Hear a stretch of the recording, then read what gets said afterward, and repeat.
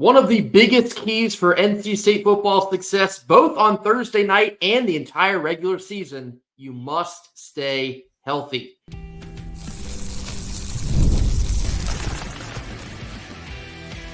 You are Locked On Wolfpack, your daily podcast on the NC State Wolfpack, part of the Locked On Podcast Network, your team every day. What's up, Wolfpack Nation? It's time to get locked in with Locked On. Thanks for making Locked On Wolfpack your first listen each and every day. We are free and available wherever you get your podcasts and on YouTube, part of the Locked On Podcast Network, your team every day. Today's Wednesday episode is brought to you by Gametime. If you're still looking for tickets on Thursday, download the Gametime app, create an account, and use code LOCKEDONCollege for $20 off your first purchase. Terms apply, so download the Gametime app today. What time is it? You know it's game time. Happy Wednesday to all. As always, I'm Grayson Boone, joined by former Wolfpack defensive tackle Kenton Gibbs. Kenton, we're down to our final goal of our First and 10 series. Today, we are talking about staying healthy over the course of this 2024 season. Now, this is not exactly a goal that you can achieve. It just kind of happens that way once you get to the end of the season, but it is imperative for NC State success to stay healthy this season. I saw one of Joe Giglio's patented yellow pads where he noted that just one time in the last 5 seasons, NC State has played just one quarterback for the entirety of the season. 2019, it was Matt McKay, Bailey Hockman, and Devin Leary. 2020, Devin Leary was the starter, but then broke his ankle against Duke. So then Hockman came in to finish that season. 2021 was the lone season that Devin Leary took us through all 12 games. 2022, Devin Leary got hurt again. That's when we saw Jack Chambers, MJ Morris, and Little Ben Finley. And then, of course, last year, we saw Brennan Armstrong and MJ Morris. Now, that one was not injury-related, but the point still remains. This team has to stay healthy if they are to achieve their lofty goals this year. The thing about this health situation is very simple. I was looking up something during pre-production and still now. The fact of the matter is, when you look around the conference by and large, because I thought to myself, is this like a normal thing or is this an NC State thing?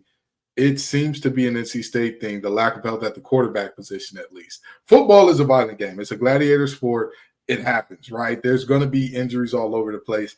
And a lot of these other positions I'm less concerned about. The quarterback health is definitely a concern. That is definitely a concern because it seems to be a problem year over year. It's one thing if you're replacing a quarterback because they're not good enough. Understandable, fine. But there have been other things going on. And some of those things, some of those injuries, some of those ailments have been things that were fluke, freak of nature things, right? The fact that we had to start Hockman over Leary because of Leary having, I believe it was COVID, for like all of camp basically and not being there. That's not something that like, what can Thunder do to stop you from getting COVID? You get what I'm saying? What can Doran do in camp to say, I'm going to protect you from getting COVID by? It doesn't work like that. So you kind of look up and you say, there were some moments of unfortunate strokes of luck because you had that situation. And then when Devin Leary came back and was setting the world on fire, you had the broken leg that came from a slide and a dirty hit. It just was, you look at these situations and you say, like, what can you do about some of these? But at the same time, you're saying, hey, I get that there's not much you can do, but this is something that we need, especially from that position. With all due respect to Lex Thomas, with all due respect to CJ Bailey, I think the world of both of them. I wouldn't be surprised to see either one of those young men's names etched in Wolfpack history books going forward. But for the purposes of this year, I want to see more Grayson than I see on this show. You understand? That's what I need to see in order to have some success here.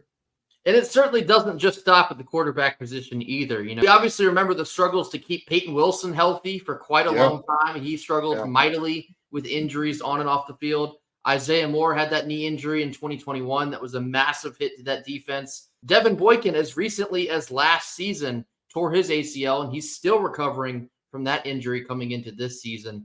Both offensively and defensively, the main guys that are supposed to be the fixtures in both offense and defense, it is so wildly important that they can stay healthy and be effective as this year goes on. And again, just to reiterate, staying healthy is not quite a goal. Being that Coach Thunder and the strength and nutritioning program is probably one of the best in the entire country, they can only do so much. And when you get a freak injury in a game, well, that's football sometimes. So we say all that to say, as far as taking care of their bodies, they're certainly doing that. But if you can avoid the freak injury, and I know you can't really avoid a freak injury. That's why it's a freak injury. You get the point here. This team has to stay as healthy as possible, not just the entire season, but especially week 1 tomorrow night against Western Carolina. We're going to get into Kenton's keys on Thursday's episode. You will hear me say my most important goal for Thursday is staying healthy. I don't want to see any bad injuries that will potentially hinder us going into week 2 against Tennessee. This team, to achieve their goals, they need Grayson McCall in there for all 12 and then hopefully 13, 14, 15 games of this season. They need KC to be healthy. They need Jordan Waters to be healthy. They need this offensive line to be healthy. We've seen a little bit of attrition there these last couple seasons, although they really came on strong at the end of last season. You got to have that type of effort over the course of the entire season for this thing to really go. Yeah, I couldn't agree more. And when you talk about the health situations and all that, again, it is football. I promise you, I'm somebody who retired because of injury. Like, with all due respect, I'm not saying that to pump myself up or saying like, hey, if I was healthy, I was Aaron Donald. No, I'm not saying that. I'm saying I know for a fact that injuries were the reason that forced me into retirement. So with that in mind, I understand that it's very much so a nature of the game. It's a part of the game. It's not a defect in football. It's part of the deal here. But with that being said, you would hope and pray and wish and hope and all the things that things just work out in this way. I know I said hope twice. It's like dodgeball when they said duck twice. Don't worry about it. You've got to pay attention. You got to follow me on this thing. But in all seriousness, that level of health, that level of continuity, that level of, hey, next man up and having a guy behind your guy that's good is great. There's a reason they weren't the first guy up 9 times out of 10. So having a good amount of health is important. And even if there is to be an injury, not necessarily the way there was in the past, where like last year, Sean Brown was an absolute revelation because he was the 4th string guy. Right. I don't want to see the 4th string guy have to step out anymore. The year before last, we saw Lil Ben Finley. Shout out to the legend who's now at, I believe, Akron the now Akron Zip. Hey, more power to you. Best of luck with that action up there. But we don't want to see any more situations like that. We don't want to have to see ourselves run through 3-4 quarterbacks. We don't want to see it. We don't want to see a year like the COVID year where Isaac McDuffie, shout out to him, I believe he went on to Liberty. Shout out to him and all that he's doing up there with the Flames. We don't want to see a year where we have to have a walk-on making big plays against a ranked team. It's great to have. It's great to see that he could. I don't want to see it, with all due respect. Championship teams, the sentiment is often that you need a lot of skill, you need really good coaching, and sometimes you need a good deal of luck. Luck could come in the form of no significant injuries as well. Luck could be a bounce. It could be, a lucky interception, a lucky fumble. Sometimes it's being completely healthy over the course of a 12-game season. So I think NC State is certainly looking for that type of luck here in 2024. This team absolutely must stay healthy and bring back Devin Boykin. He will be a massive piece to the secondary if and when he does come back this season. So staying healthy is probably atop our list of goals that must happen here in 2024. Coming up next, continuing what we were talking about yesterday with Western Carolina, now transitioning into their defense. What will their defense bring to the table against NC State's newly high-powered offense? More on this after a quick word from our sponsors. Our first sponsor of the day is Gametime. Gametime has a new feature called Gametime Picks that makes getting tickets faster and easier than ever before. Gametime Picks filters out all of the fluff to show you only incredible deals on great seats, so you don't have to waste time searching through thousands of tickets. Using Gametime's last-minute ticket deals, they make it easier to save more on sports, concerts, comedy, theater, you name it, they got it. Toggling their all-in pricing feature on the app will show your total up front, so you receive 0 surprises at checkout. And as always, you get that panoramic view of your seat in the app before you buy, so you know exactly what to expect upon arrival. If you're still in the market for tickets for Thursday night's home opener, get on over to Gametime. Take all of the guesswork out of buying tickets with Gametime. Download the Gametime app, create an account, and use code LOCKEDONCollege for $20 off your first purchase. Terms apply, and again, create an account and use redeem code LOCKEDONCollege. LOCKEDONCOLLEGE, Locked On College, for $20 off. Download Gametime today. What time is it? You know it's game time. Our second sponsor of the day is FanDuel. You've heard us talk a lot about FanDuel this summer, but that's because it's America's #1 sportsbook. Now we have something a little different for you.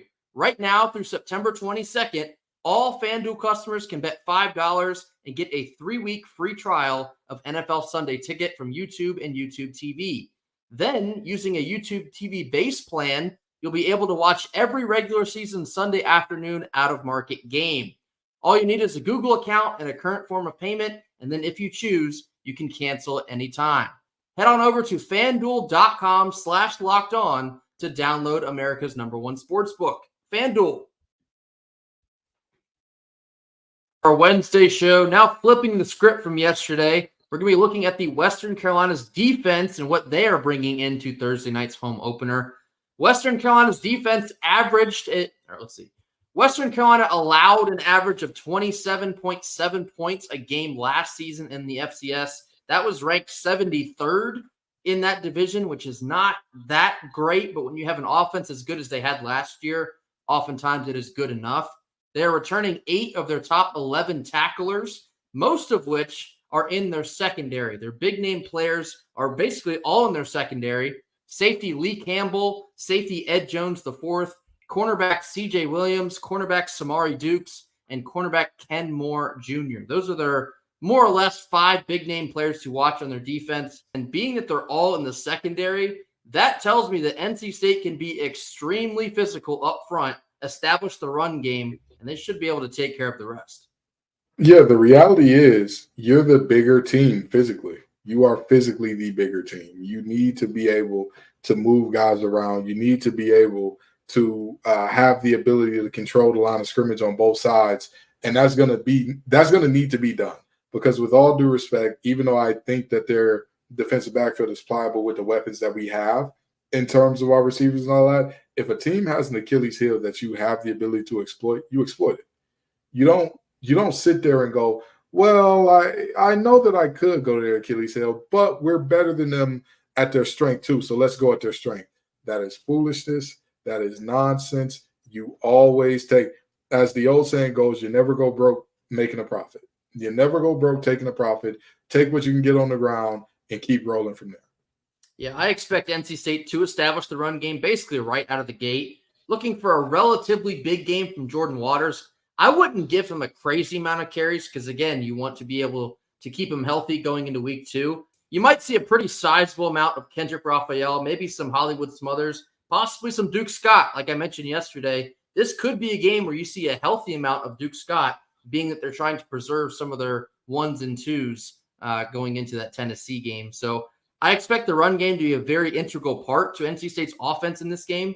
But at the same time, I want to see some efficiency through the air as well, because these are valuable reps. A lot of people, they look at the cupcakes like, well, we're going to crush them. Doesn't really matter what we think because we know what will happen. But for the players on the team, you know, the guys that are fighting for playing time, or maybe they're wide receiver 2 at the X position, this, that, and the other, these are valuable game reps that they don't get in practice. These are more significant reps that go into their film, and that will help to determine each week who is performing at a higher level than others. So this is a very valuable game from a repetition and practice standpoint. I shouldn't say practice because it's not a practice game, but you get what I'm getting at here. This game needs to be taken seriously in a sense of you want to be building that immediate chemistry, because that hopefully will carry over into week 2 against Tennessee. So sure, we are much more physical of a team, and I expect the run game to dominate, but I want to see Grayson McCall cook up some stuff with the wide receiving core as well. And another thing that you talked about with the pushover games, or the teams that you know you're going to pretty much have your way with, and there is also an aspect now with the new rules in the NCAA allowing guys to play up to 4 games before they redshirt. You want to see guys who are potentially on the bubble of, do we want him to be a ball player for us this year, or do we want him in developmental? You want to see it. You want to see how that works out and how it plays out. I'm not sure which way you kind of slant that in terms of like, if he shows talent, but we may not need him this year, do we still let him travel, still let him be the breaking case of emergency guy and all that, or do we instead say, you know what, he's shown us so much talent, we want to give him a red shirt, not because he's not a good player, but because we expect him to be – he's good now. With a year or two of refinement, we expect him to be exceptional, and we'll need him later on down the road. But we just need to see how he will react in live game time when there's something of consequence happening. And it's not the guy that you've been covering in practice every week for the last few weeks. It's not the guy that you've been attempting to run over since day one of camp. This is somebody entirely different from a different team that has a different – they just are different from what you know and what you've been practicing against. What does that look like? What does that look like, and how do you react in that point in time? It's important for the future as well as the right now. Kind of piggybacking off of that point, I think there's a very real element, and this transcends across sports, not necessarily just in football, but when you spend a whole offseason practicing against your own teammates, when you finally see another team wearing different colors than you, that compete factor takes a massive jump upward. That adrenaline raises. You want to compete harder against these guys because this is a real game that counts. For all the younger guys that are competing for reps, this is an extremely important game for them. And a lot of guys on this team, this is their first collegiate game ever. You think of guys like Jonathan Paylor, possibly some Keenan Jackson, Terrell Anderson, these younger guys that are looking to come up, be hungry, and make a name for themselves. These are very, very important games to them. So maybe the team will go pedal to the metal to halftime, maybe like halfway through the third quarter. These younger guys will be giving it all they have because in all reality, they might not be able to play for a whole lot over the course of this season. So if this is all they got, they're going to go out there and floor it. I'm very interested to see what we do against Western's defense. I think theoretically we should be able to take essentially whatever we want. And even though Western's strength is in their secondary, I think McCall and the wide receivers should be set up for a field day here. Coming up next, just like yesterday, we're going to talk defensive comparative advantages between Western Carolina and NC State. Stick with us. Our third sponsor of the day is 5 Hour Energy. Grab a 5 Hour Energy shot to stay alert all weekend and watch all of your favorite games. Or if you stayed up late to see that intense overtime game, take that 5 Hour Energy shot in the morning so you can start your day on the right foot. With zero sugar and a convenient portable size, it's the perfect pick-me-up for getting stuff done. The 5 Hour Energy website has flavors galore like watermelon, tropical burst, grape berry, and so many more. There's a flavor for everyone. You got to make sure you try them all. On the site, you even have the option to build your own 12-pack or 24-pack. You choose the flavors, it's delivered right to your front door. If you go to 5hourenergy.com, that is the number 5, and then hourenergy.com, and get some 5 Hour Energy product today, you can use my promo code LOCKEDONCFB, that's in all caps, to receive 20% off of your order. That's LOCKEDONCFB in all caps. This offer is only valid between now and September 30th on one order and cannot be used on other promotions. The code is not good on subscription orders, so get on over to 5hourenergy.com today. Last couple of minutes of our Wednesday show. Same energy as yesterday, but on the defensive side, we're going to be choosing the competitive advantages between Western's defense and NC State's defense. Kenton, we're going to start up front with the defensive line. Who has the competitive advantage, Western or NC State? NC State. I think that, while Western's defensive line didn't show a ton last year, I wouldn't be surprised if they're improved from last year, but I'm still not going to give them the nod over NC State. There is too much talent, too much depth, too many guys that have not only been high-level guys in specific roles, but to just play overall good football for multiple years here. I'm going to go ahead and say NC State. Devin Van, Brandon Cleveland, and Chevali Price are going to feast on Western's offensive line. It might get ugly, with all due respect. I think that they are going to tear them apart for probably 3 quarters before they get subbed out for the second string guys to come in. Davin Van, I think he's going to be able to do whatever he wants. against this Western offensive line. So I don't think Western's defensive line stacks up well against us at all. I think we have a ton of experience in our offensive line that we should provide Grayson McCall with a decent amount of protection to pick apart their defense. So I think it's a pretty clear disadvantage for Western and a clear advantage for NC State. Now the linebacking core, advantage Western or advantage NC State? Advantage NC State, and this is the group that concerned me the most about NC State, but it's also a group that I look at with Western Carolina, and I say, if you're an FCS team and I want to give you the nod over an FBS team, particularly a Power 4 team, you need to show something spectacular. Not just good, not just decent, spectacular. And I think that their linebacking core is average. I think they're very meh. They don't have any guys that I look at when I watch the film, I'm like, oh, he jumps off. He's everywhere. He's all over the place. He's exactly where he should be at all times.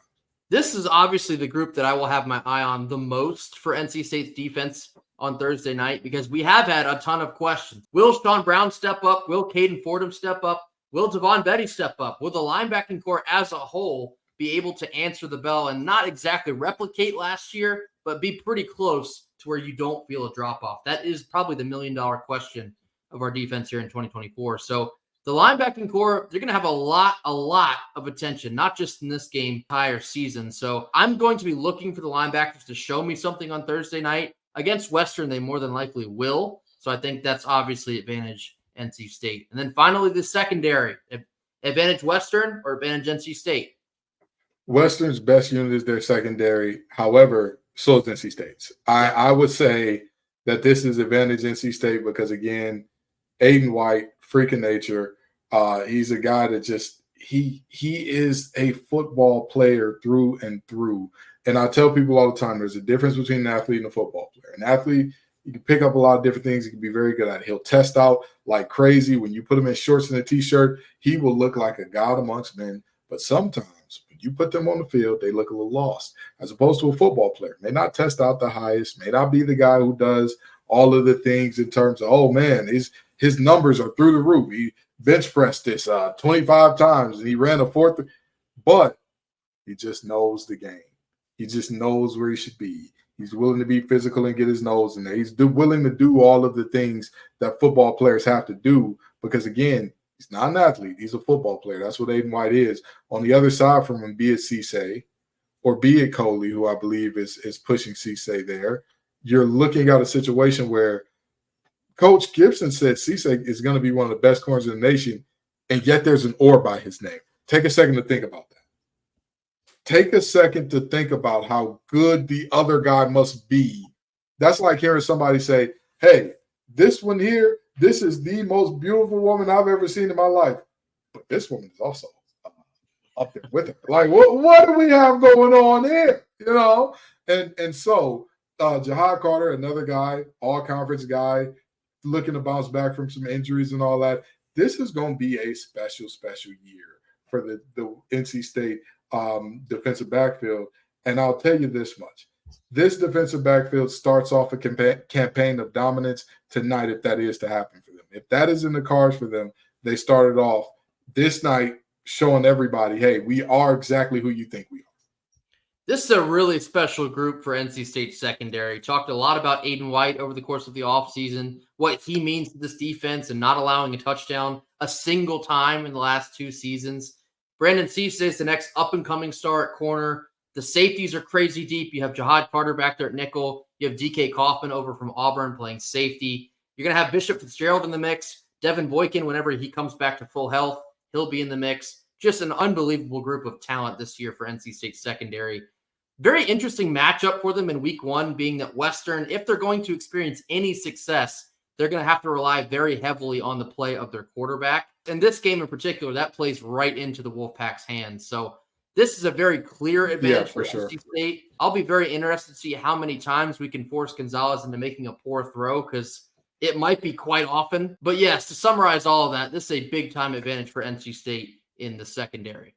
That'll do it for us here on Wednesday. As always, thank you all so much for joining us. Be sure to hit that like button, drop your comments down in the comment box, hit that subscribe button if you have not already. Our Thursday show will be back to our normal morning release, so be sure to look out for that because we have a game to talk about coming up on Thursday night. Also should mention, if you were not with us last season in our programming, after every single game, all 12, we do a post-game live right here on our YouTube channel. So be sure to look out for that. More details will come out with that on Thursday, but I'll make sure I get all of them in front of y'all so you can join us, not just on Thursday night, but for the whole season. So yeah, we will see you all right back here Thursday morning release. Keep that in mind. And until then, go Pack.